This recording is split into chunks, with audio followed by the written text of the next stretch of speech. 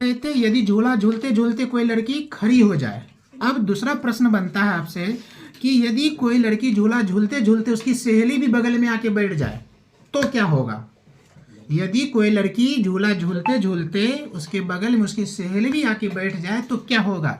सुनिए जी, झूला झूलते लड़की के बगल में यदि कोई दूसरी लड़की आके बैठ जाती है या उसकी सहेली आके बैठ जाती है तो उसके आवर्त काल पे कोई प्रभाव नहीं पड़ता है। क्या होता है, उसके आवर्त काल पर कोई प्रभाव नहीं पड़ता है। लेकिन फर्स्ट वाले प्रश्न में आपने क्या देखा था, यदि लड़की बैठ के झूल रही थी खड़ी हो गई तो उसका आवर्त काल क्या हो गया, तो घट गया था। लेकिन यदि कोई लड़की झूला झूल रही है वो अपनी सहेली को भी बुला ली, आओ तुम भी झूल लो, और बगल में यदि उसकी सहेली में बैठ के झूला झूलते रह गई तो उससे कोई भी फर्क नहीं पड़ेगा। किस पे सर, आवर्त काल पे। किस पे सर, आवर्त काल पे। यदि आप लोग इच्छा करें आप झूलते झूलते अपनी सहेली को भी बुला लीजिए, कुछ भी फर्क नहीं पड़ेगा। किस पे, तो आवर्त काल पे। क्या, आवर्त काल पे कोई फर्क नहीं पड़ेगा। ये सब फिजिक्स का चैप्टर है, टॉपिक है, तो इसलिए इस चीज ध्यान रखिएगा। प्रश्न पूछा जाता है यदि आप झूला झूलते झूलते अपनी सहेली को बगल में बैठा लीजिएगा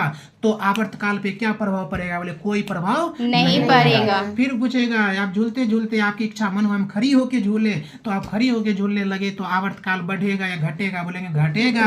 बोलेंगे लंबाई बढ़ेगा, घटेगा, बोलेंगे घटेगा। बोलेंगे गुरुत्व ऊपर की ओर उठेगा या नीचे की ओर उठेगा, बोले ऊपर की ओर उठेगा। समझ में आया जी। Yes sir. लाइक कर दीजिएगा, सब्सक्राइब कर दीजिएगा, फिर पढ़ाएंगे।